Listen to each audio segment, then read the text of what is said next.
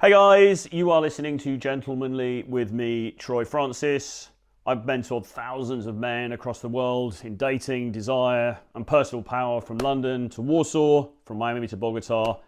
This isn't a podcast about pickup. It's not therapy. It's about truth, seduction, style, and the mythic art of remaining dangerous long after most men fail.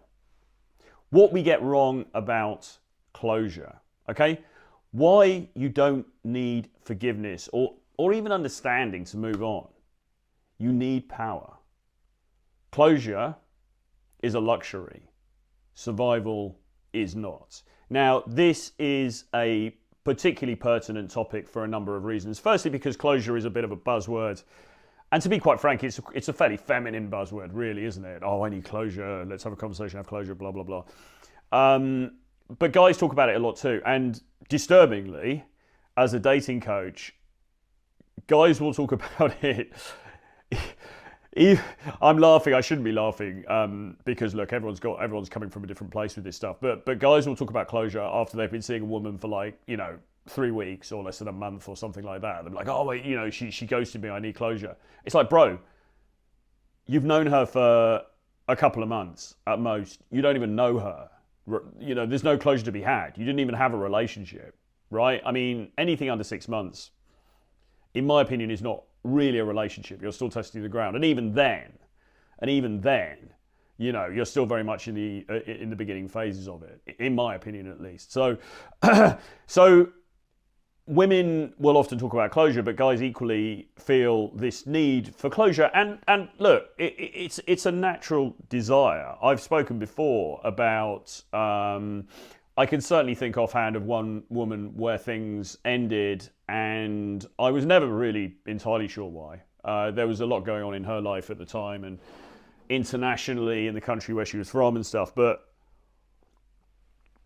I never fully really knew why things didn't continue. And, if she one day messaged me and said, hey, I want to explain, I'd probably be quite interested to know the answer, but it's not essential for my well-being. It's not essential for the continuation of my existence to know why that particular thing didn't continue. I mean, it is what it is, right? So there's this myth of closure that we've been sold, and we've been sold this idea that healing requires an apology or at the very least an explanation, right? We've been told that in order for us to heal, which is a very wellnessy type term, and move on, we need to have some sort of conversation where everything gets put out on the table, okay? That someone needs to explain themselves to us, right? That we need to have answers. We need to have specific reasons. Why did you do this? Why did you say that? Why did you not text me back? But men don't wait for neat endings, right? Masculinity is not about waiting for neat endings. Life doesn't tie bows. You walk away bleeding and you carry on. This isn't some Disney film where there's a nice little, bow tie present at the end and it's like, here you go. This is your explanation. This is your reason. It's all nicely handwritten with an ink pen and sealed with a, one of those wax seals or whatever. It's just not like that, and it doesn't need to be like that. And it's not something as a man that you should need. And we lean a little bit here into stoicism, which is not the main topic for today, but we have to just accept life on life's terms. We have to accept that sometimes shit happens and things don't go our way, and people don't behave in the way we would like them to behave. And that includes women in a dating context, right? So you're with this woman, you're going out, you're dating, you're intimate, whatever. You think things are going pretty well, and then suddenly she decides to pull the plug. And maybe she ghosts you, right? Which is, you could say, rude, impolite. Or maybe she just sends you some boilerplate message like, oh, it's not me, it's you, blah, blah, blah. And then there's this huge impulse, this huge desire for the guy to be like, yeah, but we need to meet and talk because I need to really understand this. Like, why? What did I do? What did I do wrong? What what was the fatal flaw in my approach that caused this to happen? And the reality is that you don't know. And even if you did sit down and have that conversation, a couple of things are going to happen. Firstly, it's probably going to be kind of painful and awkward, and you might hear some things you don't want to hear, like she's found someone else. And secondly, she's not necessarily going to give you the truth anyway. All right? She's not necessarily going to tell you the truth because she might not know the truth, right? It might just be a feeling, right? We all know this expression of getting the ick, right? Women get the ick. Maybe you just did something and she doesn't consciously know exactly what it is, but just something you did put her off and she's chosen to walk away. And that's why there's no point in that conversation, right? And also as well, there's an element of self-respect here because if you are this mythical man with options, then are you really going to be that bothered about meeting up with somebody for a coffee to rehash some relationship that, didn't go on for very long?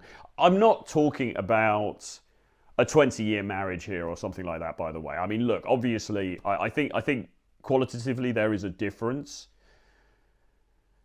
in the nature of some of these relationships. If it's a longer term thing, then probably yes, you are going to have some conversations, and she's probably going to want to as well. But for the most part, even then, it's not really necessary. You don't need the answers. You don't need the answer to move on. You don't need this explanation to move on. And you certainly don't need an apology. Forgiveness is not mandatory for healing, okay? You don't need to forgive her, and she doesn't need to forgive you, okay? Sometimes we are treated badly, okay? We are treated badly. People are not good to us. They don't behave to us in a way that is in our best interests, okay? Sometimes that happens. Sometimes people are unfaithful, or they lie, or they cheat, okay? That could happen on her side. Maybe it's something that you did to her, all right? She may never forgive you for what you did.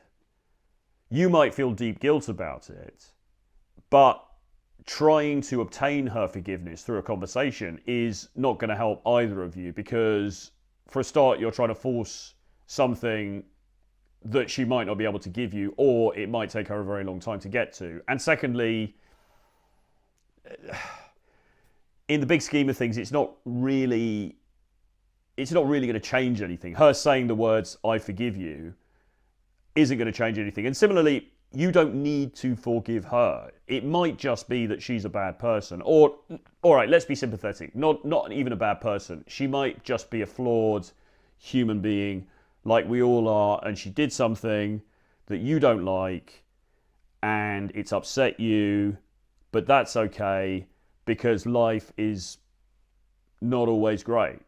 A lot of the time, there are negatives in life, and part of being a human being and part of being a man is accepting life on life's terms, okay?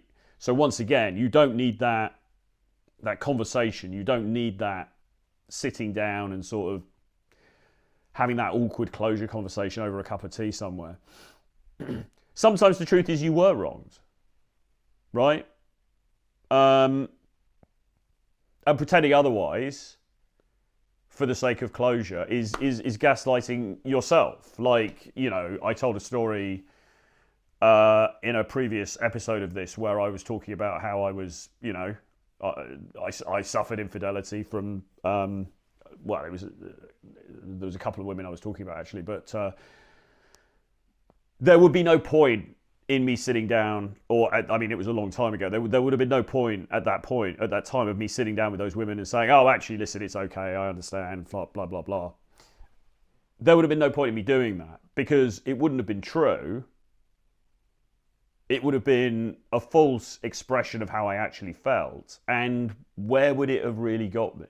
Nowhere. If anything, it would have just cemented in her mind my lack of value. Not that it mattered at that point because we'd split up, but what you say and how you conduct yourself and how you present yourself to other people matters, because you're also talking to yourself. You're also talking to your own subconscious, okay? So if you present yourself as somebody who says, all right, you cheated on me, but it's okay, I forgive you because I'm, blah, blah, blah. You're not only saying it to her, you're also saying it to yourself. You're telling yourself, I'm the kind of man who puts up with behavior that is unacceptable, and therefore I'm a bit of a loser. And that's not going to make you feel good, all right?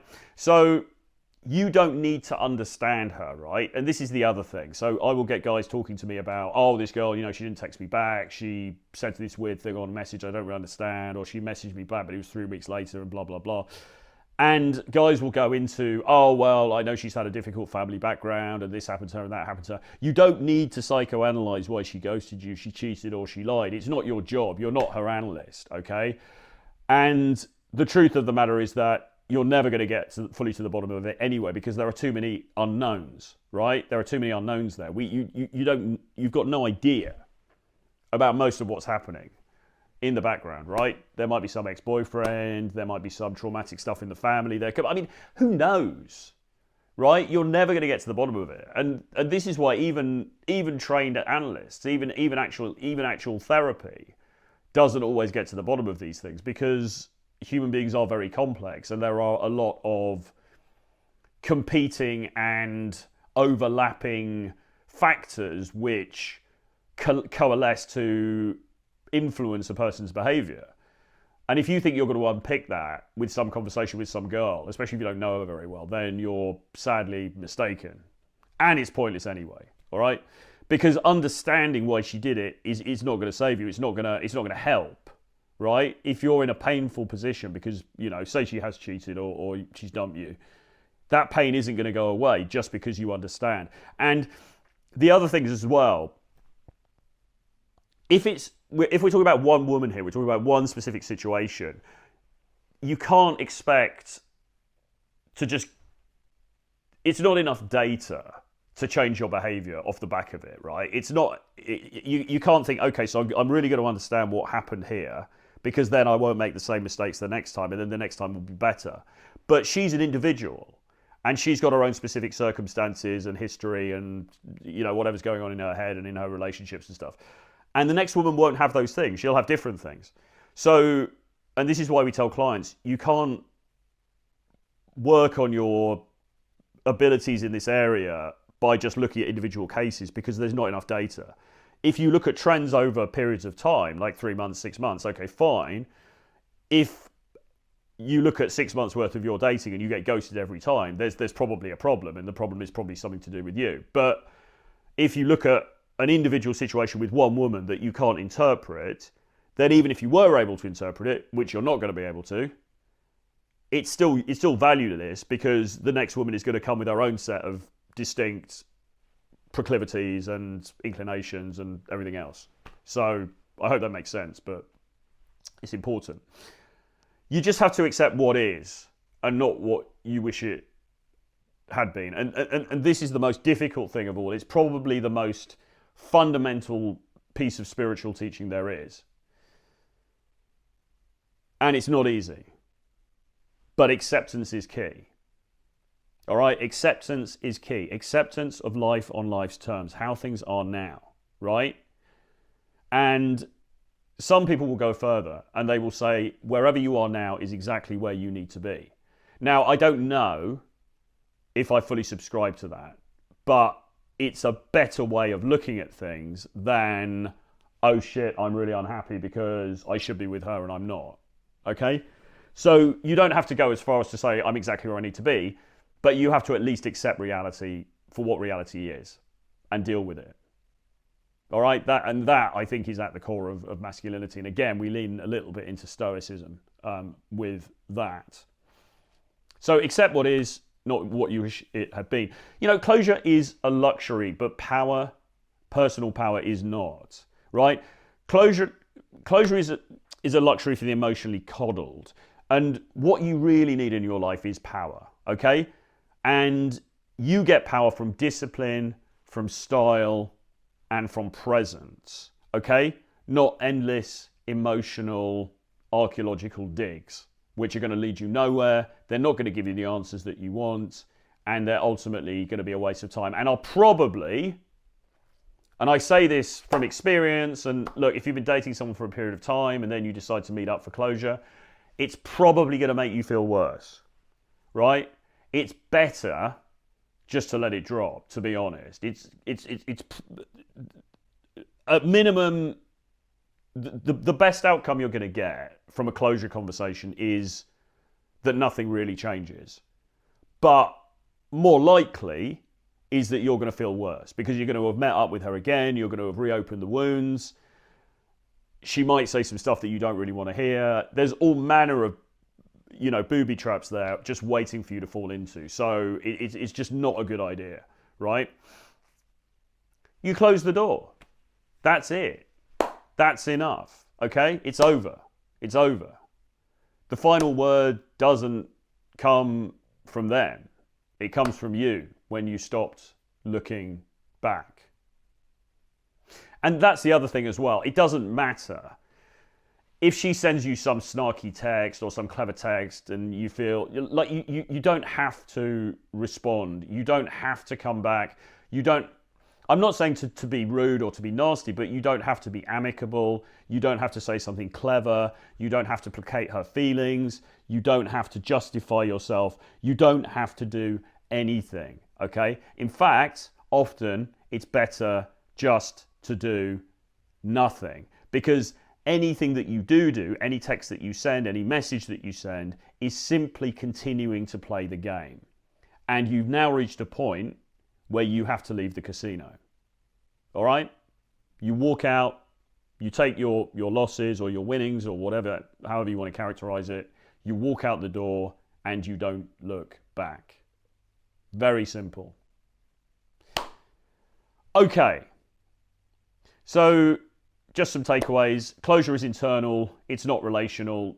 If you're going to get any closure, it's going to be within yourself. And that's going to take a bit of time. And it's going to take, working on yourself and keeping your mind off it and spending time with friends and going to the gym and, doing all the usual stuff. We can do another podcast about how to get over people, but you know the kind of thing I'm talking about, self-help. Stop trying to extract peace from people who gave you chaos, all right? Stop trying to get peace from the very people who gave you chaos, because they're not going to be able to supply it to you, right? They are the wrong people to go to. And in general, if we're talking about a breakup situation, the last person you should be going to for any sort of comfort or to make yourself feel better is the person who has dumped you or has created this situation, okay? Go to your friends, go to your mum, go to your, people in your mentorship circle. Come to me, book a call with me, right? But don't go to the person who caused the chaos. That's that's just completely counterintuitive. And move like a man who's seen the worst and chose to build anyway, right? You want to become bulletproof. You want to become the kind of guy who, whatever happens, however bad things get, you can rebuild. The Tates talked about this once, and I'm not, the Tates are what the Tates are. I'm not saying anything either way about them, but I remember one time one of them tweeting something about if I lost all my money and I was dropped in a foreign city, within a month or so, I'd be able to get everything back. And that's where you want to be, right? You want to be the kind of guy who is bulletproof. You could lose everything. You lose your wife, you lose your house, you lose your family, you lose your business, you lose everything that you have. And you have the ability to rebuild. That's power, right? That's what you need. Not closure, not some simpy conversation with somebody that's not going to help you in any way at all. You need that power, okay? And like I said, that comes through discipline, it comes through working on yourself, it comes through self-improvement. So, with all that being said, if you've done looking for permission to move on and you're ready to rise from the wreckage, like a man with presence, style and power, there might be an opportunity for us to work together. I work with a few men one-on-one, or you can join the gentlemanly private program that we're going to be setting up very soon. So there's links below, or just drop me an email at troy@realtroyfrancis.com, or DM me on one of my social platforms. You can message me, I think, on Substack. I'm on Instagram, Twitter. Just send me a DM, whatever. Closure is for movies. You are writing a mythical legend, not some crappy rom-com. So remember that. Hope this has been helpful. Let me know your thoughts. We'll speak again very soon. Bye-bye.